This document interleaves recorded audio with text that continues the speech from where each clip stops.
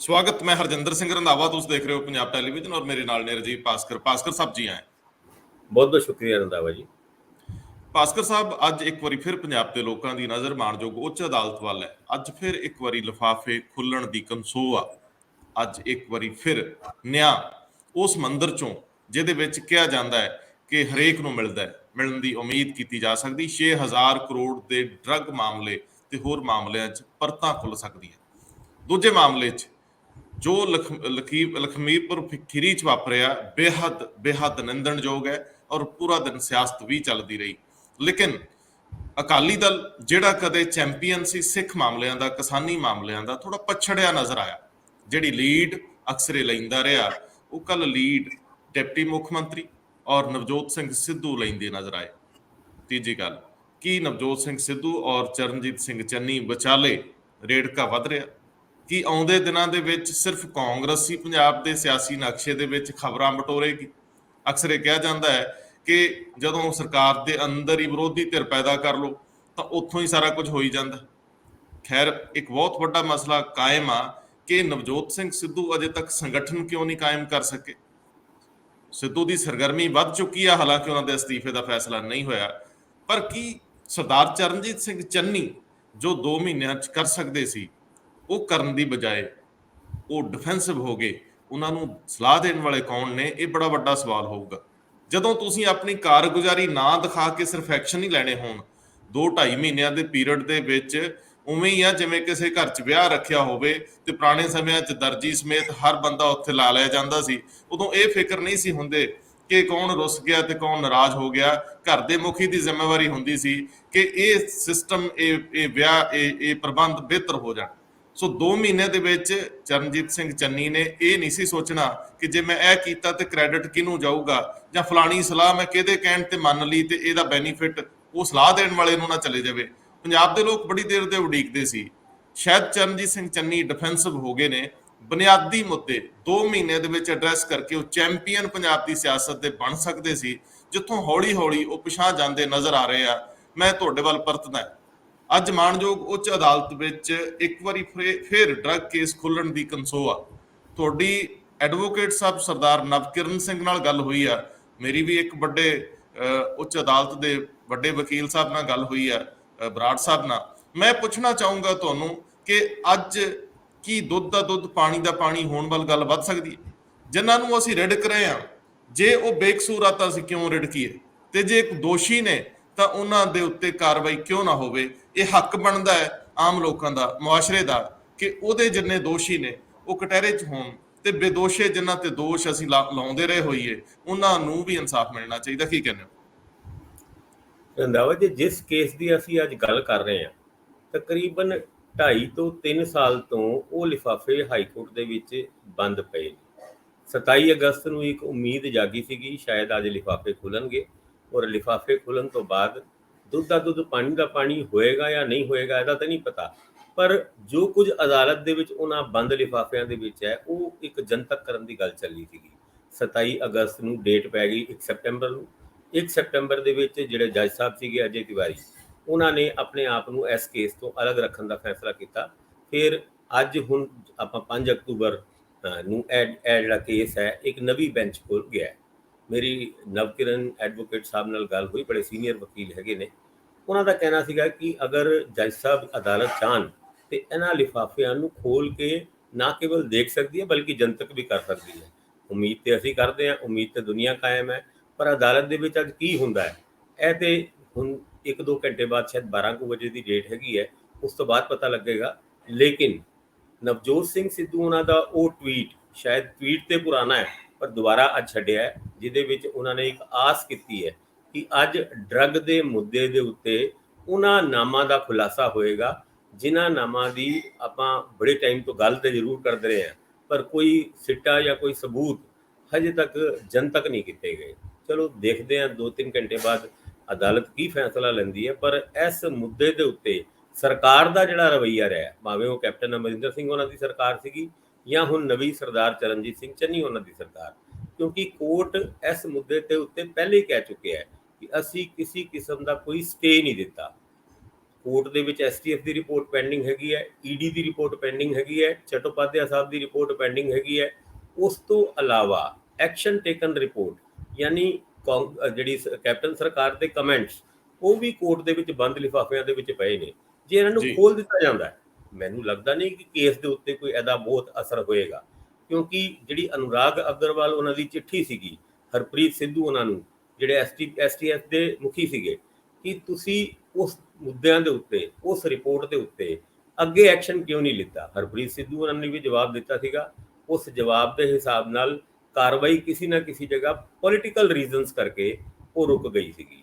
ਯਾਨੀ ਜੋ ਐਲੀਗੇਸ਼ਨ ਨਵਜੋਤ ਸਿੰਘ ਸਿੱਧੂ ਉਹਨਾਂ, ਕੈਪਟਨ ਅਮਰਿੰਦਰ ਸਿੰਘ ਉਹਨਾਂ ਦੇ ਉੱਤੇ ਲਾਉਂਦੇ ਸੀਗੇ, ਅੱਜ ਉੱਦਾਂ ਦੇ ਹੀ ਐਲੀਗੇਸ਼ਨ ਸਰਦਾਰ ਚਰਨਜੀਤ ਸਿੰਘ ਚੰਨੀ ਉਹਨਾਂ ਦੇ ਉੱਤੇ ਵੀ ਲੱਗ ਰਹੇ ਨੇ, ਕਿਉਂਕਿ ਲਿਫਾਫਿਆਂ ਨੂੰ ਖੋਲ੍ਹਣਾ ਉਹਨਾਂ ਦੇ ਇਖਤਿਆਰ ਦੇ ਵਿੱਚ ਆਉਂਦਾ ਹੈ, ਔਰ ਉਹਨਾਂ ਲਿਫਾਫਿਆਂ ਨੂੰ ਕੋਰਟ ਦੀ ਡੇਟ ਦੀ ਵੇਟ ਕੀਤੇ ਬਗੈਰ ਵੀ ਖੋਲ੍ਹਿਆ ਜਾ ਸਕਦਾ ਹੈ, ਕਿਉਂਕਿ ਸਰਕਾਰ ਨੂੰ ਕਦੀ ਵੀ ਕੋਰਟ ਨੇ ਉਹਨਾਂ ਲਿਫਾਫਿਆਂ ਦੇ ਜ਼ਿਕਰ ਦੇ ਬਾਰੇ, ਉਹਨਾਂ ਲਿਫਾਫਿਆਂ ਦੀ ਗੱਲ ਕਰਨ ਦੇ ਬਾਰੇ ਰੋਕਿਆ ਨਹੀਂ। ਔਰ ਪਿਛਲੀ ਅਦਾਲਤ ਦੇ ਵਿੱਚ ਇੱਕ ਡੇਟ ਦੇ ਵਿੱਚ ਇਹ ਗੱਲ ਕਹੀ ਗਈ ਸੀ ਜੀ, ਅਸੀਂ ਕਿਸੇ ਵੀ ਤਰੀਕੇ ਦਾ ਕੋਈ ਸਟੇ ਨਹੀਂ ਦਿੱਤਾ। ਡਰੱਗ ਦੇ ਮੁੱਦੇ ਦੇ ਉੱਤੇ ਅਗਰ ਪੰਜਾਬ ਵਰਗੇ ਸੂਬੇ ਦੇ ਵਿੱਚ ਰਾਜਨੀਤੀ ਹੋ ਰਹੀ ਹੈ ਤੇ ਇਹ ਇੱਕ ਬੜੀ ਮਾੜੀ ਗੱਲ ਹੈਗੀ ਹੈ। ਭਾਸਕਰ ਸਾਹਿਬ ਮੈਂ ਤੁਹਾਨੂੰ ਰੋਕ ਰਿਹਾ, ਮਾਫੀ ਚਾਹੁੰਦਾ ਹੈ।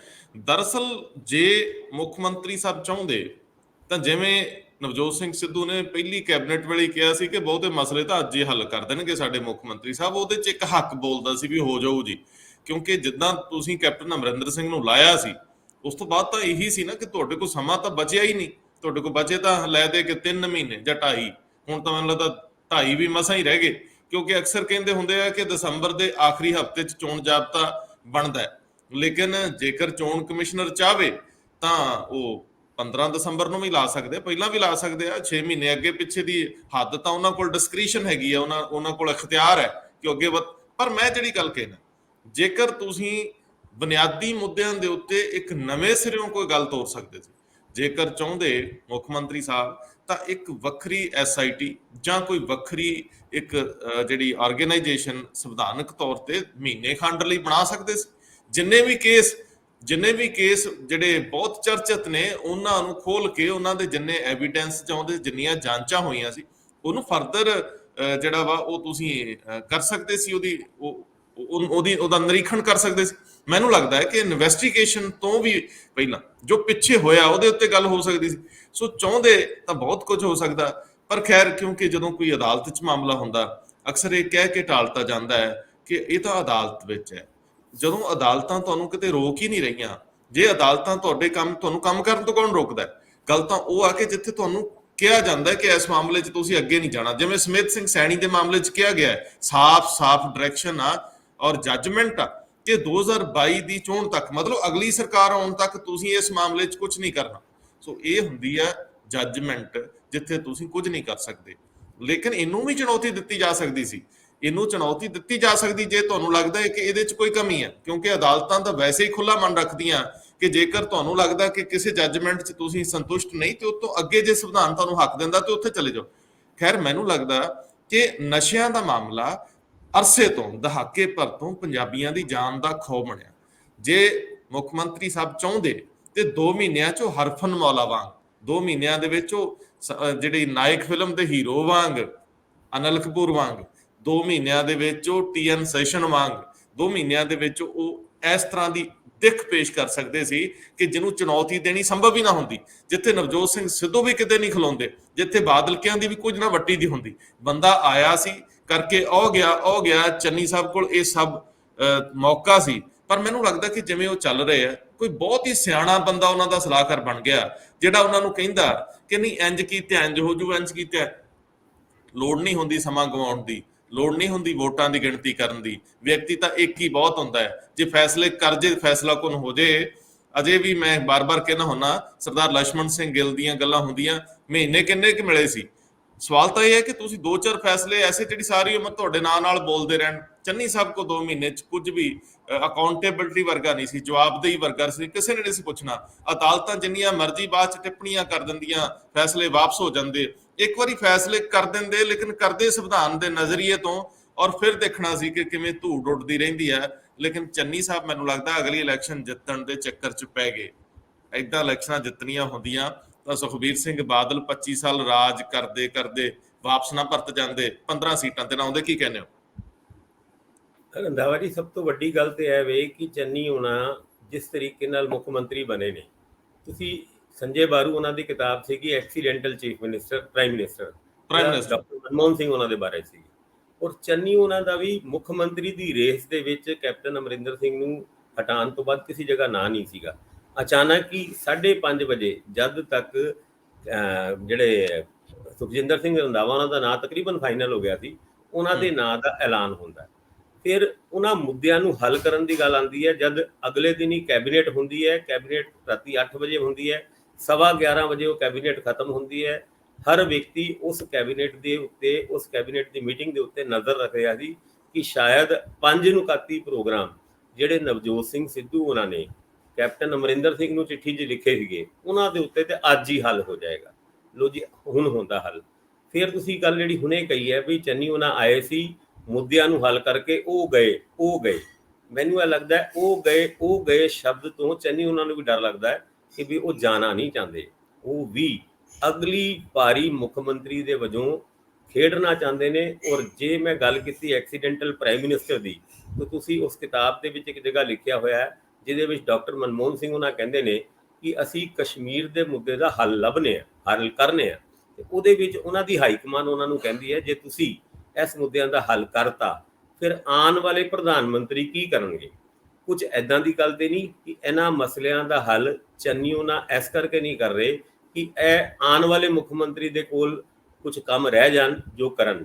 ਔਰ ਇਹ ਮੁੱਦਿਆਂ ਦਾ ਹੱਲ ਦੇ ਨਾਲ ਟਕਰਾਵ ਦੀ ਰਾਜਨੀਤੀ ਜ਼ਰੂਰ ਅਕਾਲੀਆਂ ਨਾਲ, ਭਾਵੇਂ ਚੰਨੀ ਉਹਨਾਂ ਦੀ ਵਧੇਗੀ ਜਾਂ ਕਾਂਗਰਸੀਆਂ ਦੀ ਵਧੇਗੀ। ਕਿਤੇ ਇਸ ਗੱਲ ਦੇ ਉੱਤੇ ਉਹ ਗੁਰੇਜ਼ ਤੇ ਨਹੀਂ ਕਰ ਰਹੇ।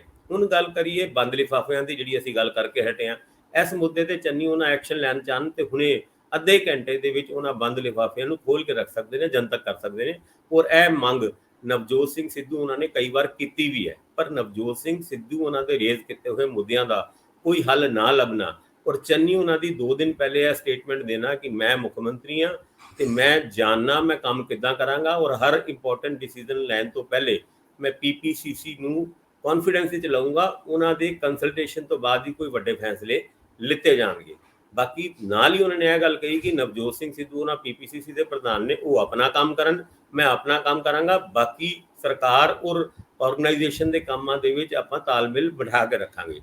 AG ਦੀ ਨਿਯੁਕਤੀ ਦੇ ਉੱਤੇ ਨਵਜੋਤ ਸਿੰਘ ਸਿੱਧੂ ਉਹਨਾਂ ਨੇ ਬਾਰ-ਬਾਰ ਟਵੀਟ ਕਰਕੇ ਕੁਝ ਆਬਜੈਕਸ਼ਨ ਉਠਾਏ ਨੇ ਔਰ AG ਉਹਨਾਂ ਦਾ ਹਜੇ ਤੱਕ ਨਾ ਬਦਲਿਆ ਜਾਣਾ, ਬਲਕਿ RS ਬੈਂਸ ਉਹਨਾਂ ਦਾ ਇੱਕ ਤਰੀਕੇ ਨਾਲ ਮਿਡ ਪੁਆਇੰਟ ਜਾਂ ਮਿਡਲ ਵੇ ਕੱਢਣ ਦੀ ਗੱਲ ਉਹ ਜ਼ਰੂਰ ਮੁੱਖ ਮੰਤਰੀ ਸਰਦਾਰ ਚਰਨਜੀਤ ਸਿੰਘ ਚੰਨੀ ਉਹਨਾਂ ਨੇ ਕੀਤੀ ਹੈ। ਮੈਂ ਇੱਥੇ ਭਾਸਕਰ ਸਾਹਿਬ ਇੱਕ ਹੋਰ ਮਸਲਾ ਉਠਾਉਣਾ ਚਾਹੂੰਗਾ। ਅਸੀਂ ਅਕਸਰ ਫਸ ਜਾਂਦੇ ਹਾਂ ਕਿ ਨਸ਼ਿਆਂ ਦਾ ਮਾਮਲਾ ਜਾਂ ਬੇਅਦਬੀ ਮਾਮਲੇ, ਇਸ ਤੋਂ ਗੱਲ ਗਾਂਹ ਹੀ ਤੁਰਨੀ ਹੈ। ਇਹਨਾਂ ਨੂੰ ਅਸੀਂ ਪਲ ਦੀ ਪਲ ਜਿਹੜੀ ਵੰਡੈਟਾ ਪੋਲਿਟਿਕਸ ਹੈ ਤੋਂ ਪਾਸੇ ਜਾ ਕੇ ਦੇਖ ਲੈਂਦੇ ਹਾਂ, ਛੱਡ ਦਿੰਦੇ ਹਾਂ। ਬਦਲਾਖੋਰੀ ਦੀ ਰਾਜਨੀਤੀ ਮੁੱਖ ਮੰਤਰੀ ਸਾਹਿਬ ਨਾਮ ਹੀ ਕਰਨਾ ਚਾਹੁਣ, ਪਾਸੇ ਰੱਖ ਦਿਓ, ਉਹ ਇਹ ਇਸ਼ੂ ਪਾਸੇ ਰੱਖ ਦਿੰਦੇ। ਪਰ ਮੈਨੂੰ ਇਹ ਦੱਸੋ ਕਿ ਸਟੇਟ ਮਰ ਗਈ, ਜਿਹੜਾ ਸਾਡਾ ਆਰਥਿਕ ਪੱਖ ਸੀ, ਖਜ਼ਾਨੇ 'ਚ ਕੁਝ ਨਹੀਂ, ਲੇਕਿਨ ਸਾਡੀ ਮਾਈਨਿੰਗ ਨੂੰ ਲੈ ਕੇ ਹੁਣ ਮੈਨੂੰ ਦੱਸੋ ਵੀ ਆਮ ਹਿਮਾਤੜ ਬੰਦਾ ਮਾਈਨਿੰਗ 'ਚ ਕਿੱਥੇ ਸ਼ਾਮਲ ਹੈ? ਹੁਣ ਆਪਣੀ ਕਿਸੇ MLA, ਕਿਸੇ ਵੀ ਪਾਰਟੀ ਦਾ MLA ਮੰਨ ਲਓ ਜੇ ਉਹ ਕਿ ਇਹੋ ਜਿਹੇ ਆਪਣੇ ਏਰੀਏ 'ਚ ਸਰਪ੍ਰਸਤੀ ਦੇ ਰਿਹਾ, ਉਹਨੂੰ ਕੌਣ ਰੋਕੂ? ਕਿੱਦਾਂ ਮੁੱਖ ਮੰਤਰੀ ਰੋਕ ਲੂ? MLA ਦੀ ਤੇ ਹਮਾਇਤ ਚਾਹੀਦੀ ਹੈ, ਤਾਂ ਚਾਹੀਦੀ ਨਾ, ਕਿਉਂਕਿ ਸਾਨੂੰ ਲੋੜ ਆ। 2 ਮਹੀਨੇ 'ਚ ਮੁੱਖ ਮੰਤਰੀ ਨੂੰ ਕੋਈ ਹਟਾਉਣ ਵਾਲਾ ਨਹੀਂ ਸੀ। ਇੱਕ ਮੇਰੇ ਵਰਗਾ ਸਧਾਰਨ ਬੁੱਧੀ ਵਾਲਾ ਬੰਦਾ ਸਮਝਦਾ ਕਿ ਚਰਨਜੀਤ ਸਿੰਘ ਚੰਨੀ ਜਦੋਂ ਲੱਗ ਗਏ ਸੀ, ਉਹਨਾਂ ਨੂੰ ਵੀ ਪਤਾ ਸੀ ਵੀ ਹੁਣ ਕੁਝ ਵੀ ਨਹੀਂ ਹੋ ਸਕਦਾ। ਅਗਲੇ 4.5 ਸਾਲ ਕੈਪਟਨ ਅਮਰਿੰਦਰ ਸਿੰਘ ਝੇਲਿਆ। ਇਹ 2 ਮਹੀਨਿਆਂ 'ਚ ਇਹਨਾਂ ਨੂੰ ਕਿਸੇ MLA ਦੇ ਨਾਰਾਜ਼ ਹੋਣ ਦਾ ਡਰ ਨਹੀਂ ਸੀ ਹੋਣਾ ਚਾਹੀਦਾ ਤੇ ਵਿਰੋਧੀ ਪਾਰਟੀ ਦਾ ਕੋਈ ਡਰ ਨਹੀਂ ਸੀ ਹੋਣਾ ਚਾਹੀਦਾ। ਇਹਨਾਂ ਨੇ ਤੇ ਕੀ ਕਰਨਾ ਸੀ? ਮਾਈਨਿੰਗ ਤੇ ਲੀਕ ਮਾਰ ਸਕਦੇ ਸੀ। ਜਿੰਨਾ ਲਿਕਰ ਆ, ਜਿੰਨੀ ਸ਼ਰਾਬ ਦਾ ਮਾਮਲਾ ਹੈ, ਉਹਦੇ 'ਚ ਬਹੁਤ ਗਿਣਤੀ, ਹੁਣ ਤੁਸੀਂ ਅਸੀਂ ਤਾਂ ਕਿਧਰੇ ਬੋਤਲ ਸ਼ਰਾਬ ਦੀ ਲੈਣੀ ਹੋਊਗੀ, ਲੇਕਿਨ ਜਿਨ੍ਹਾਂ ਨੇ ਵੱਡੀਆਂ ਜਿੰਨੀਆਂ ਫੈਕਟਰੀਆਂ ਚਲਾਉਣੀਆਂ ਜਾਂ ਬਾਕੀ ਚੀਜ਼ਾਂ ਕਰਨੀਆਂ, ਸੋਚਣ ਦੀ ਲੋੜ ਆ। ਠੇਕੇ ਕੌਣ ਚਲਾ ਰਹੇ ਆ? ਜਿਹੜੇ ਚਲਾ ਰਹੇ ਉਹਨਾਂ ਦੇ ਸਰਪ੍ਰਸਤ ਕੌਣ ਆ? ਜਿਹੜੇ ਨਜਾਇਜ਼ ਸ਼ਰਾਬ ਨਾਲ ਮਰੇ ਉਹ ਕਿੱਥੇ ਆ? ਪਿੰਡਾਂ 'ਚ ਜਿਹੜੀ ਦੇਸੀ ਸ਼ਰਾਬ ਨਿਕਲਦੀ ਉਹ ਕੌਣ ਕਢਾਉਂਦੇ ਆ ਜਾਂ ਕਿਹਨਾਂ ਦੀ ਸਰਪ੍ਰਸਤੀ ਆ? ਮੈਨੂੰ ਸਾਰੀਆਂ ਗੱਲਾਂ 'ਚ ਇਹ ਗੱਲ ਦੱਸੋ ਕਿ ਹਰ ਤਰ੍ਹਾਂ ਦਾ ਮਾਫੀਆ ਜੇਕਰ ਲੀਕ ਮਾਰ ਕੇ ਰੋਕਤਾ ਜਾਂਦਾ, ਬਾਕੀ ਮੁੱਦੇ ਕਿਤੇ ਨਜ਼ਰ ਹੀ ਨਹੀਂ ਸੀ ਆਉਣੇ। ਖੈਰ ਉਹ ਸਾਰੇ ਮਾਮਲੇ 'ਚ ਕਿਉਂਕਿ ਸੱਤਾਧਾਰੀਆਂ ਤੋਂ ਬਿਨਾਂ ਕੋਈ ਕਰ ਹੀ ਨਹੀਂ ਸਕਦਾ। ਸੱਤਾਧਾਰੀਆਂ 'ਚ ਵਿਰੋਧੀ ਤੇ ਉਹ 75-25 ਵਾਲਾ ਨਹੀਂ, 50-50 ਵਾਲਾ ਲੋਕ ਤਾਂ ਹੁਣ ਕਹਿਣ ਲੱਗ ਜਾਂਦੇ ਆ ਕਿ ਕਿਉਂਕਿ ਅਸੀਂ ਸੱਤਾ 'ਚ ਆਉਣਾ ਹੈ, ਫਿਰ ਸੱਤਾ 'ਚੋਂ ਬਾਹਰ ਜਾਣਾ, ਫਿਰ ਦੂਜਿਆਂ ਨੇ ਆਉਣਾ। ਉਹ ਸਾਰੀ ਚੀਜ਼ ਨੂੰ ਧਿਆਨ 'ਚ ਰੱਖ ਕੇ ਪੋਲੀਟੀਸ਼ੀਅਨ ਤੁਰਨ ਲੱਗ ਗਏ। ਤੇ ਮੁੱਖ ਮੰਤਰੀ ਦੀ ਅਨਸਰ ਦੀ ਲੋੜ ਹੁੰਦੀ ਹੈ ਗਿਣਤੀ, ਸਿਰਾਂ ਦੀ ਗਿਣਤੀ ਵਿਧਾਨ ਸਭਾ ਦੇ ਵਿੱਚ। ਇਹ ਚੰਨੀ ਸਾਹਿਬ ਦੇ ਸਾਹਮਣੇ ਐਸਾ ਕੁਝ ਮਸਲਾ ਨਹੀਂ ਸੀ। 2 ਮਹੀਨਿਆਂ 'ਚ ਉਹਨਾਂ ਨੂੰ ਕੋਈ ਨਹੀਂ ਸੀ ਲਾਉਣ ਲੱਗਾ। ਉਹ ਚਾਹੁੰਦੇ ਤੇ 2 ਮਹੀਨਿਆਂ 'ਚ ਇੱਕ ਆਦਰਸ਼ਵਾਦੀ ਸਮਾਜ ਵਿਖਾ ਸਕਦੇ ਸੀ। ਮੈਂ ਨਹੀਂ ਕਹਿੰਦਾ ਵੀ ਕੰਟੀਨਿਊ ਕਰਦਾ, ਕਿਉਂਕਿ ਇਹ ਵਰਤਾਰੇ ਰੋਕੇ ਨਹੀਂ ਜਾ ਸਕਦੇ ਹੁੰਦੇ। ਇੱਥੇ ਕਿਤੇ ਮੈਨੂੰ ਲੱਗਦਾ ਕਿ ਉਹ ਇਹ ਲੜਾਈ ਲੜਨ ਦੀ ਬਜਾਏ ਆਉਂਦੇ 5 ਸਾਲ ਦੀ ਲੜਾਈ ਲੜਨ ਲੱਗ ਗਏ। ਜੇ ਇਹ ਲੜਾਈ ਲੜ ਜਾਂਦੇ 5 ਸਾਲ ਧੱਕੇ ਨਾਲ ਲੋਕਾਂ ਦੇ ਦੇਣੇ ਸੀ, ਭਾਵੇਂ ਆਪਣੀ ਪਾਰਟੀ ਬਣਾ ਕੇ ਕਰ ਲੈਂਦੇ। ਪਰ ਖੈਰ ਹਰੇਕ ਦੀ ਕੈਲਕੂਲੇਸ਼ਨਸ ਆ, ਅਸੀਂ ਤਾਂ ਗੱਲਾਂ ਹੀ ਕਰਨੀਆਂ। ਇਹਨਾਂ ਥਾਵਾਂ ਤੇ ਬਹਿ ਕੇ ਗੱਲਾਂ ਕਰਨੀਆਂ ਉਂਝ ਵੀ ਬੜੀਆਂ ਸੌਖੀਆਂ ਹੁੰਦੀਆਂ। ਜਿਨ੍ਹਾਂ ਤੋਂ ਕੰਮ ਕਰਾਉਣੇ ਆ, ਜਿਨ੍ਹਾਂ ਅਫਸਰਾਂ ਤੋਂ ਕਰਾਉਣੇ ਆ, ਉਹਨਾਂ ਦੇ ਵੀ ਇੱਕ ਢਾਂਚੇ ਬਣੇ ਹੋਏ ਆ, ਉਹਨਾਂ ਦੀਆਂ ਵੀ ਸਾਂਝਾਂ ਨੇ, ਉਹਨਾਂ ਦੇ ਵੀ ਰਿਸ਼ਤੇ ਆ। ਫਿਰ ਕਹਿੰਦੇ ਜਿਹੜੇ ਨੈਕਸਸ ਹੁੰਦੇ ਉਹ ਬਹੁਤ ਤਗੜੇ ਹੁੰਦੇ ਆ, ਪੈਸੇ ਵਾਲੇ ਹੁੰਦੇ ਆ। ਉਹ ਤਾਂ ਕਹਿੰਦੇ ਮੁੱਖ ਮੰਤਰੀਆਂ ਨੂੰ ਵੀ ਕੰਮ ਨਹੀਂ ਕਰਨ ਦਿੰਦੇ ਕਿਸੇ ਵੇਲੇ। ਇਹ ਦੋਸ਼ ਲੱਗਦੇ ਆ, ਇਹ ਸੱਚੀਓ ਲੱਗਦੇ ਹੋਣਗੇ, ਕਿਉਂਕਿ ਜਿਹਨੂੰ ਵੀ ਕੁਰਸੀ ਮਿਲ ਜਾਂਦੀ ਆ ਉਹ ਫਿਰ ਬਹੁਤ ਹੀ ਜ਼ਿਆਦਾ ਮੀਨ ਮੇਕ 'ਚ ਪੈ ਜਾਂਦਾ। ਐਨਜੀ ਆ ਕਿਤੇ ਭਾਸਕਰ ਸਾਹਿਬ। ਬਿਲਕੁਲ ਠੀਕ ਗੱਲ ਹੈਗੀ ਹੈ। ਤੁਸੀਂ ਇਹ ਕਹਿ ਰਹੇ ਸੀ ਉਹਨਾਂ ਕੋਲ ਟਾਈਮ ਸੀ, ਮੈਂ ਤਾਂ ਕਹਾਂਗਾ ਹਜੇ ਵੀ ਟਾਈਮ ਹੈਗਾ ਹੈ। ਉਹ ਅਗਰ ਅੱਜ ਤੋਂ ਵੀ ਉਹਨਾਂ ਮੁੱਦਿਆਂ ਦੇ ਜਿਹੜੇ ਮੁੱਦਿਆਂ ਦੀ ਤੁਸੀਂ ਗੱਲ ਕੀਤੀ ਹੈ ਕੰਮ ਕਰਨਾ ਚਾਹਣ, ਤੇ 1.5 ਤੋਂ 2 ਮਹੀਨੇ ਹਜੇ ਵੀ ਉਹਨਾਂ ਕੋਲ ਹੈਗੇ ਨੇ ਔਰ ਇਹ ਕੰਮ ਕਰ ਸਕਦੇ ਨੇ। ਪਰ ਗੱਲ ਆਉਂਦੀ ਹੈ ਨੀਅਤ ਦੀ, ਗੱਲ ਆਉਂਦੀ ਹੈ ਪੋਲੀਟਿਕਸ ਦੀ, ਗੱਲ ਆਉਂਦੀ ਹੈ ਤੁਹਾਡੇ ਪਿੱਛੇ ਜਾਂ ਤੁਹਾਡੇ ਮਗਰ ਕੌਣ ਪਿਆ ਹੈ। ਤੁਸੀਂ ਇਹ ਗੱਲ ਤੇ ਕਹਿ ਦਿੱਤੀ ਕਿ 2 ਮਹੀਨਿਆਂ ਦੇ ਵਿੱਚ ਕੋਈ ਵੀ ਐਮਐਲਏ ਉਹਨਾਂ ਦੇ ਕੜੇ ਫੈਸਲਿਆਂ ਦਾ ਵਿਰੋਧ ਨਹੀਂ ਕਰੇਗਾ। ਸਰਕਾਰ ਕਿਸੇ ਵੀ ਜਗ੍ਹਾ ਖਤਰੇ 'ਚ ਨਹੀਂ ਨਜ਼ਰ ਆਉਂਦੀ। ਪਰ ਦੂਜੇ ਪਾਸੇ ਜਿਹੜੇ ਕੈਪਟਨ ਅਮਰਿੰਦਰ ਸਿੰਘ ਉਹਨਾਂ ਆਪਣੀ ਪਾਰਟੀ ਬਣਾਉਣ ਦੀ ਗੱਲ ਕਰਦੇ ਨੇ, ਭਾਵੇਂ ਲਖੀਮਪੁਰ ਖੀਰੀ ਦੀ ਘਟਨਾ ਨੇ ਕੈਪਟਨ ਅਮਰਿੰਦਰ ਸਿੰਘ ਦੀ ਜਿਹੜੀ ਪੋਲੀਟੀਕਲ ਐਂਬੀਸ਼ਨਸ ਹੈ ਉਹਨਾਂ ਨੂੰ ਇੱਕ ਧੱਕਾ ਜ਼ਰੂਰ ਲੱਗਿਆ, ਕਿਉਂਕਿ ਜਿਹੜੀ ਰਾਜਨੀਤੀ ਦੀ ਉਹ ਗੱਲ ਕਰਦੇ ਸੀਗੇ ਉਹਦੇ ਹਿਸਾਬ ਨਾਲ ਕਿਸਾਨੀ ਸੰਘਰਸ਼ ਉਹਨਾਂ ਦਾ ਮੇਨ ਮੁੱਦਾ ਸੀਗਾ, ਉਹਦਾ ਹੱਲ ਕਰਾ ਕੇ ਉਹਨਾਂ ਨੇ ਅੱਗੇ ਚੱਲਣਾ ਸੀਗਾ। ਪਰ ਚਲੋ ਜਿਹੜੀ ਚੰਨੀ ਉਹਨਾਂ ਦੀ ਗੱਲ ਕਰੀਏ, ਉਹਨਾਂ ਦੇ ਸਾਹਮਣੇ ਇੱਦਾਂ ਦੀ ਕੋਈ ਸਮੱਸਿਆ ਨਹੀਂ ਹੈਗੀ। ਕੰਮ ਕਰਨਾ ਚਾਹਣ ਤੇ ਕਰ ਸਕਦੇ ਨੇ, ਜੇ ਕੰਮ ਨਾ ਕਰਨਾ ਚਾਹਣ ਤੇ ਨਹੀਂ ਕਰਨਾ ਤੇ ਫਿਰ ਕੋਈ ਕੁਝ ਵੀ ਨਹੀਂ ਕਰ ਸਕਦਾ। ਪਰ ਬਹੁਤ ਸਾਰੇ ਮੁੱਦੇ ਹੈਗੇ ਹੈ ਜਿਨ੍ਹਾਂ ਦੇ ਉੱਤੇ ਉਹ ਕੰਮ ਕਰ ਸਕਦੇ ਨੇ ਔਰ ਹਜੇ ਵੀ ਟਾਈਮ ਹੈਗਾ। ਆਪਾਂ ਸੀਗੇ ਉਹ ਗੱਲ ਸ਼ਬਦ ਯੂਜ਼ ਕਰਦੇ ਆ ਤੇ ਮੈਨੂੰ ਇਹ ਲੱਗਦਾ ਵੀ ਉਹਨਾਂ ਦਾ ਟਾਈਮ ਲੰਘ ਗਿਆ, ਹਜੇ ਤੇ ਟਾਈਮ ਆਇਆ। ਹੁਣ ਵੀ ਚਾਹਣ ਤੇ ਉਹਨਾਂ ਮੁੱਦਿਆਂ ਦੇ ਉੱਤੇ ਉਹ ਕੰਮ ਕਰਕੇ ਆਪਣੀ ਛਵੀ ਇੱਕ ਸਕਸੈਸਫੁਲ ਮੁੱਖ ਮੰਤਰੀ ਦੇ ਰੂਪ ਵਿੱਚ ਬਣਾ ਸਕਦੇ ਨੇ। ਕਿਉਂਕਿ ਜਦ ਅਸੀਂ ਮੁੱਦਿਆਂ ਦੀ ਗੱਲ ਕਰਦੇ ਹਾਂ ਤੇ ਇਹ 4-5 ਨੁਕਾਤੀ ਪ੍ਰੋਗਰਾਮ ਦੀ ਗੱਲ ਕਰਦੇ ਨੇ ਕਿ ਜਿਹੜੀ ਸ਼ਾਇਦ ਸਿੱਧੂ ਉਹਨਾਂ ਨੇ ਦਿੱਤਾ ਸੀਗਾ, ਉਹਨਾਂ ਮੁੱਦਿਆਂ ਤੇ ਅਗਰ ਕੰਮ ਕਰਤਾ ਤੇ ਬਈ ਕੰਮ ਬਣ ਗਿਆ। ਉਸ ਤੋਂ ਇਲਾਵਾ ਵੀ ਬਹੁਤ ਸਾਰੇ ਇੱਦਾਂ ਦੇ ਮੁੱਦੇ ਹੈਗੇ ਆ ਜਿਨ੍ਹਾਂ ਮੁੱਦਿਆਂ ਦੇ ਉੱਤੇ ਪਾਲਿਸੀ ਬਣਾਉਣ ਦੀ ਲੋੜ ਹੈਗੀ ਹੈ। ਔਰ ਉਸ ਪਾਲਿਸੀ ਬਣਾਉਣ ਨੂੰ ਵੀ ਘੱਟ ਤੋਂ ਘੱਟ 10-15 ਦਿਨਾਂ ਦੇ ਵਿੱਚ ਉਹ ਪਾਲਿਸੀ, ਜੇ ਤੁਸੀਂ ਦਿਨ ਰਾਤ ਅਫਸਰ ਬਿਠਾ ਕੇ ਉਸ ਪਾਲਿਸੀ ਨੂੰ ਬਣਾਉਣ ਦੀ ਕੋਸ਼ਿਸ਼ ਕਰੋ ਤੇ ਬਣਾਈ ਜਾ ਸਕਦੀ ਹੈ ਔਰ ਉਹ ਇੰਪਲੀਮੈਂਟ ਵੀ ਕੀਤੀ ਜਾ ਸਕਦੀ ਹੈ। ਔਰ ਉਸ ਪਾਲਿਸੀ ਨੂੰ, ਉਸ ਏਜੰਡੇ ਨੂੰ ਦਿਖਾ ਕੇ ਪੋਲੀਟਿਕਸ ਦੇ ਵਿੱਚ ਵੀ ਗਾਂਹ ਨੂੰ ਵਧਿਆ ਜਾ ਸਕਦਾ ਹੈ।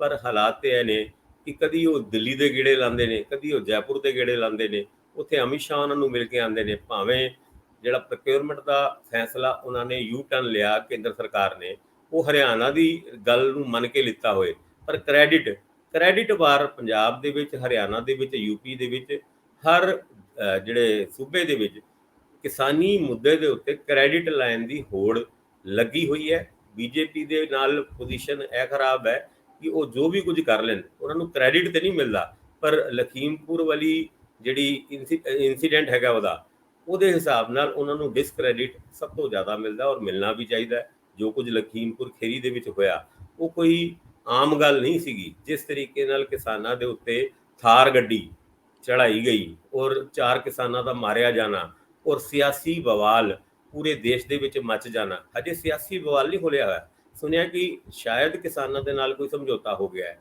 ਹੁਣ ਜਿਹੜੇ ਟਿਕੈਤ ਸਾਹਿਬ ਸੀਗੇ ਉਹ ਕੱਲ ਪ੍ਰੈਸ ਕਾਨਫਰੰਸ ਕਰਕੇ ਇਹ ਗੱਲ ਕਹਿ ਰਹੇ ਸੀ ਵੀ ਸਾਡੀ ਗੱਲ ਤੇ ਬਣ ਗਈ, ਅਸੀਂ 45 ਲੱਖ ਰੁਪਏ ਮੁਆਵਜ਼ਾ ਮੰਗਿਆ, ਜਿਹੜੇ ਐਕਿਊਜ਼ ਨੇ ਉਹਨਾਂ ਦੀ ਅਰੈਸਟ ਮੰਗੀ ਹੈ ਔਰ ਜਿਹੜੇ ਘਾਇਲ ਨੇ ਉਹਨਾਂ ਨੂੰ 10-10 ਲੱਖ ਰੁਪਏ ਸਰਕਾਰ ਨੇ ਫੈਸਲਾ ਕਰ ਲਿਆ। ਪਰ ਕੀ ਇਹਨਾਂ ਮੁੱਦਿਆਂ ਤੋਂ ਭਾਜਪਾ ਦੇ ਲੀਡਰਾਂ ਦੀ ਮਾਨਸਿਕਤਾ ਨੂੰ ਆਕਿਆ ਜਾ ਸਕਦਾ, ਘੱਟ ਕੀਤਾ ਜਾ ਸਕਦਾ ਹੈ? ਗੱਲ ਤੇ ਇੱਥੇ ਖੜੀ ਹੈ। ਹੁਣ ਤੇ ਰਾਜਨੀਤੀ ਇਸ ਮੁੱਦੇ ਤੇ ਸ਼ੁਰੂ ਹੋਈ ਹੈ, ਕਿੱਥੇ ਤੱਕ ਜਾਏਗੀ, ਕੌਣ ਕੀ ਰਾਜਨੀਤੀ ਕਰੇਗਾ, ਇਹ ਵੀ ਸਾਰਿਆਂ ਦੇ ਸਾਹਮਣੇ ਹੈਗੀ ਹੈ। ਹੁਣ ਸੁਖਜਿੰਦਰ ਸਿੰਘ ਰੰਧਾਵਾ ਉਹਨਾਂ ਨੂੰ, ਸਾਡੇ ਜਿਹੜੇ ਹੋਮ ਮਿਨਿਸਟਰ ਨੇ, ਜਿਸ ਤਰੀਕੇ ਨਾਲ ਕੱਲ ਉਹਨਾਂ ਨੂੰ ਅਰੈਸਟ ਕੀਤਾ ਗਿਆ ਔਰ ਪੂਰੀ ਰਾਤ ਥਾਣੇ 'ਚ ਬਿਠਾ ਕੇ ਰੱਖਿਆ ਗਿਆ, ਉਹਨਾਂ ਨੂੰ ਛੱਡ ਦਿੱਤਾ ਗਿਆ। ਔਰ ਸੁਣਿਆ ਇਹ ਵੀ ਹੈ ਕਿ ਉਹ ਫਿਰ ਦੁਬਾਰਾ ਲਖੀਮਪੁਰ ਖੀਰੀ ਜਾਣ ਦੀ ਜਿੱਦ ਕਰ ਰਹੇ ਨੇ। ਔਰ ਇਹ ਵੀ ਉਹਨਾਂ ਨੇ ਐਤਕੀ ਕਿਹਾ ਕਿ ਯੂਪੀ ਸਰਕਾਰ ਦੀ ਇਜਾਜ਼ਤ ਦੇ ਨਾਲ ਹੀ ਅਸੀਂ ਉੱਥੇ ਜਾਵਾਂਗੇ। ਪ੍ਰਿਯੰਕਾ ਗਾਂਧੀ ਉਹਨਾਂ ਕੱਲ ਗੈਸਟ ਹਾਊਸ ਦੇ ਵਿੱਚ ਝਾੜੂ ਲਾਉਂਦੀ ਹੋਈ ਦੇਖੀ ਗਈ। ਉਸ ਝਾੜੂ ਲਾਉਂਦੀ ਹੋਈ ਫੋਟੋ ਜਿੰਨੀ ਕੁ ਚੈਨਲਾਂ ਦੇ ਵਿੱਚ ਵਾਇਰਲ ਹੋਈ, ਉਹਦੇ ਪਿੱਛੇ ਵੀ ਰਾਜਨੀਤੀ ਤੇ ਸਾਫ਼ ਝਲਕਦੀ ਹੈਗੀ ਹੈ। ਹੁਣ ਕਿਸਾਨਾਂ ਦੇ ਮੁੱਦੇ ਦੇ ਵਿੱਚ ਕਿਹੜੀ ਪੋਲੀਟੀਕਲ ਪਾਰਟੀ ਦੇ ਦਿਲਾਂ ਦੇ ਵਿੱਚ ਕਿੰਨਾ ਕੁ ਦਰਦ ਹੈ, ਉਹ ਸਮਝਣਾ ਔਖਾ ਤੇ ਨਹੀਂ ਹੈਗਾ, ਪਰ ਸੌਖਾ ਵੀ ਨਹੀਂ ਹੈਗਾ। ਕਾਰਨ ਕਿ ਅੱਗੇ ਦੇ ਟੀਚੇ ਕਿਸ ਪੋਲੀਟੀਕਲ ਪਾਰਟੀ ਦੇ ਕੀ ਨੇ। ਵੋਟ ਲੈਣਾ ਸਾਰਿਆਂ ਦਾ ਟੀਚਾ ਹੋ ਸਕਦਾ ਹੈ, ਪਰ ਕਿਸ ਰਾਜਨੀਤੀ ਨੂੰ ਬੰਦ ਕਮਰੇ ਦੇ ਵਿੱਚ ਕਿੱਦਾਂ ਦਾ ਮੋੜ ਦੇਣਾ, ਇਹਦੇ ਉੱਤੇ ਵੀ ਨਜ਼ਰ ਰੱਖਣ ਦੀ ਜ਼ਰੂਰਤ ਹੈਗੀ ਹੈ। ਔਰ ਅਸੀਂ ਕੋਸ਼ਿਸ਼ ਕਰਾਂਗੇ, ਰੱਖਦੇ ਵੀ ਰਹਾਂਗੇ। ਬਿਲਕੁਲ ਭਾਸਕਰ ਸਾਹਿਬ, ਜਦੋਂ ਪ੍ਰਿਯੰਕਾ ਗਾਂਧੀ ਨੂੰ ਤੁਸੀਂ ਇਸ ਰੂਪ 'ਚ ਦੇਖਦੇ ਹੋ ਤਾਂ ਇਹ ਸਮਝਣਾ ਔਖਾ ਨਹੀਂ ਕਿ ਉਹ ਆਪਣੇ ਬੱਚਿਆਂ ਨੂੰ ਲਗਭਗ ਸੈਟਲ ਕਰਨ ਦੇ ਵਿੱਚ ਜਾਂ ਉਹਨਾਂ ਦੀ ਜਿਹੜੀ ਪਰਵਰਿਸ਼ ਦੇ ਵਿੱਚ ਫ੍ਰੀ ਹੋ ਕੇ ਹੁਣ ਫੁੱਲ ਟਾਈਮ ਕੁੱਲ ਵਕਤੀ ਜਿਹਨੂੰ ਕਹਿੰਦੇ ਪੋਲੀਟੀਸ਼ੀਅਨ ਵਾਂਗ ਵਿਚਰਨਗੇ। ਰਾਹੁਲ ਗਾਂਧੀ ਦਾ ਸਿਆਸਤ ਨਾਲ ਜਿਹੜਾ ਪਾਰਟ ਟਾਈਮ ਨੇਤਾ ਵਰਗਾ ਨਾਤਾ ਹੈ, ਕਦੇ ਕਦੇ ਇੰਝ ਲੱਗਣ ਲੱਗਦਾ ਹੈ ਕਿ ਇਹ ਜਿਹੜੀ ਵਿਰਾਸਤ ਹੈ ਪਰਿਵਾਰਕ, ਇਹ ਪ੍ਰਿਯੰਕਾ ਗਾਂਧੀ ਅੱਗੇ ਵਧਾਉਣ ਅਗਲੇ ਸਮੇਂ 'ਚ ਐਸੀ ਕੋਈ ਅਤਕਥਨੀ ਨਹੀਂ ਹੋਊਗੀ, ਹੋ ਵੀ ਸਕਦਾ। ਲੇਕਿਨ ਜੇ ਸਭ ਤੋਂ ਅਹਿਮ ਸਵਾਲ ਤੇ ਜਾਓਗੇ ਤਾਂ ਇਸ ਮਾਮਲੇ 'ਚ ਜਦੋਂ ਤੁਸੀਂ ਸੁਖਜਿੰਦਰ ਸਿੰਘ ਰੰਧਾਵਾ ਦਾ ਜ਼ਿਕਰ ਕਰ ਰਹੇ ਹੋ, ਸਿੱਧੂ ਚੰਨੀ ਦਾ ਜ਼ਿਕਰ ਕਰ ਰਹੇ ਹੋ, ਤੇ ਸੁਖਬੀਰ ਸਿੰਘ ਬਾਦਲ ਅਕਾਲੀ ਦਲ ਦੇ ਪ੍ਰਧਾਨ ਵਜੋਂ ਕੱਲ ਉਹ ਚੈਨਲ ਦੇ ਉੱਤੇ ਕਿਸੇ ਤੇ ਬੋਲਦੇ ਨਜ਼ਰ ਆਏ। ਉਹਨਾਂ ਦੀ ਧਰਮ ਸੁਪਤਨੀ ਹਰਸਿਮਰਤ ਕੌਰ ਬਾਦਲ ਵੀ ਚੈਨਲ ਤੇ ਬੋਲਦੇ ਨਜ਼ਰ ਆਏ, ਕੋਈ ਕਨਕਲੇਵ ਸੀ ਕਿਸੇ ਚੈਨਲ ਦਾ, ਔਰ ਬਿਕਰਮ ਸਿੰਘ ਮਜੀਠੀਆ ਵੀ ਬੋਲਦੇ। ਇਹ ਤਿੰਨ ਹੀ ਲੀਡਰ ਨੇ। ਪ੍ਰਕਾਸ਼ ਸਿੰਘ ਬਾਦਲ ਘੱਟ ਨਿਕਲਦੇ ਆ ਬਾਹਰ, ਲੇਕਿਨ ਉਹ ਵੀ ਬਠਿੰਡੇ 'ਚ ਆਪਣੀ ਹਾਜ਼ਰੀ ਦਰਜ ਕਰਾ ਚੁੱਕੇ ਆ ਇਹਨਾਂ ਮਾਮਲਿਆਂ 'ਚ। ਖੈਰ, ਇਹ ਕਿਸਾਨੀ ਔਰ ਸਿੱਖਾਂ ਦੇ ਮਾਮਲੇ, ਇਹ ਇੱਕ ਵੇਲੇ ਮਸਲਾ ਸਿੱਖਾਂ ਔਰ ਕਿਸਾਨੀ ਦਾ ਇਕੱਠਾ ਬਣ ਗਿਆ ਸੀ। ਉੱਥੇ ਜਿੰਨੇ ਵੀ ਲੋਕ ਮਾਰੇ ਗਏ ਉਹ ਸਿੱਖ ਪ੍ਰੋਟੈਸਟਰ ਸੀਗੇ ਜ਼ਿਆਦਾ ਉਹਨਾਂ 'ਚੋਂ। ਖੈਰ, ਇਸ ਮਾਮਲੇ 'ਚ ਅਕਾਲੀ ਦਲ ਚੈਂਪੀਅਨ ਜਾਂ ਲੀਡ ਲੈਣ ਵਰਗੀ ਜਿਹੜੀ ਗੱਲ ਹੁੰਦੀ, ਉਹਦੇ ਤੋਂ ਵਿਰਵਾ ਰਹਿ ਗਿਆ ਤੇ ਸੁਖਜਿੰਦਰ ਸਿੰਘ ਰੰਧਾਵਾ ਸਿੱਖ ਫੇਸ ਵਜੋਂ ਉੱਥੇ ਦਿਸਦੇ ਆ। ਇਹ ਵੀ ਚੀਜ਼ਾਂ ਅਗਲੇ ਦਿਨਾਂ 'ਚ ਪੰਜਾਬ ਦੀ ਰਾਜਨੀਤੀ ਨੂੰ ਪ੍ਰਭਾਵਿਤ ਕਰਨਗੀਆਂ ਕਿ ਤੁਸੀਂ ਵਿਰੋਧੀ ਧਿਰ ਵਜੋਂ ਜਾਂ ਪੰਜਾਬ ਦੇ ਵਿੱਚ ਸੱਤਾ ਦੇ ਇੱਕ ਧੁਰੇ ਵਜੋਂ ਆਪਣਾ ਆਪ ਗਵਾ ਤਾਂ ਨਹੀਂ ਰਹੇ। ਇਹਦੇ ਉੱਤੇ ਵੀ ਇੱਕ ਬਹਿਸ ਹੋਣੀ ਬਣਦੀ ਆ ਕਿ ਅਕਾਲੀ ਦਲ ਕਿੰਨਾ ਪੈਂਤੜਿਆਂ ਤੇ ਕਿੱਥੇ ਕਿੱਥੇ ਜਾ ਕੇ ਫੇਲ ਹੋਇਆ, ਕਿੱਥੇ ਕਿੱਥੇ ਲਗਾਤਾਰ ਅਸਫਲ ਹੋ ਰਿਹਾ, ਤੇ ਕਿਵੇਂ ਜਿਹੜੀ ਖੇਤਰੀ ਪਾਰਟੀਆਂ ਦੀ ਰਾਜਨੀਤੀ ਆ ਉਹ ਮੁੜ ਕੇ ਪਰਤ ਸਕਦੀ ਹੈ ਜਾਂ ਪਰਤੇਗੀ। ਇਹਦੇ ਤੇ ਵੀ ਗੱਲ ਕਰਾਂਗੇ ਭਾਸਕਰ ਸਾਹਿਬ। ਨਜ਼ਰ ਰੱਖਦੇ ਆ ਅੱਜ ਮਾਣਯੋਗ ਉੱਚ ਅਦਾਲਤ ਵਿੱਚ ਕਿਸ ਪਾਸੇ ਗੱਲ ਤੁਰਦੀ ਹੈ। ਸਰਦਾਰ ਚਰਨਜੀਤ ਸਿੰਘ ਚੰਨੀ 2 ਮਹੀਨੇ 'ਚ ਕੁਝ ਕਰ ਵੀ ਪਾਉਣਗੇ। ਨਵਜੋਤ ਸਿੰਘ ਸਿੱਧੂ ਪਾਰਟੀ ਦਾ ਢਾਂਚਾ ਕਦੋਂ ਤੱਕ ਬਣਾ ਲੈਣਗੇ, ਕਿਉਂਕਿ ਜਿਹੜਾ ਹਥਲਾ ਕੰਮ ਉਹਨਾਂ ਕੋਲੋਂ ਤਾਂ ਇਹੀ ਹੈ ਕਿ ਉਹ ਆਪਣੀ ਪਾਰਟੀ ਦਾ ਸੰਗਠਨ ਹੀ ਬਣਾ ਲੈਂਦੇ। ਪਰ ਨਾਲ ਇਹ ਵੀ ਸਵਾਲ ਉੱਠੂਗਾ ਕਿ ਉਹਨਾਂ ਦਾ ਅਸਤੀਫਾ ਦਿੱਤਾ ਹੋਇਆ, ਜਿਹੜਾ ਅਜੇ ਪ੍ਰਵਾਨ ਹੋਇਆ ਕਿ ਨਹੀਂ ਹੋਇਆ ਉਹਦੇ ਬਾਰੇ ਵੀ ਨਹੀਂ ਪਤਾ। ਤੇ ਜਿੰਨਾ ਚਿਰ ਉਹ ਕਹਿਣਗੇ ਵੀ ਮੈਂ ਅਸਤੀਫਾ ਮੇਰਾ ਨਹੀਂ ਕਿਸੇ ਪਾਸੇ ਲੱਗਦਾ, ਮੈਂ ਕਿਵੇਂ ਕਰ ਸਕਦਾ। ਪਰ ਇਹ ਵੀ ਗੱਲ ਆ ਕਿ ਜਿਹੜਾ ਉਹਨਾਂ ਸੰਗਠਨ ਦਾ ਆਪਣਾ ਜਨਰਲ ਸਕੱਤਰ ਲਾਇਆ ਸੀ ਸਰਦਾਰ ਪ੍ਰਗਟ ਸਿੰਘ, ਉਹ ਤਾਂ 4 ਵੱਡੇ ਮੰਤਰਾਲਿਆਂ ਨਾਲ ਬਿਜ਼ੀ ਹੋ ਗਏ। ਹੁਣ ਬਣਾਉ ਪਾਰਟੀ ਦਾ ਢਾਂਚਾ ਕੌਣ?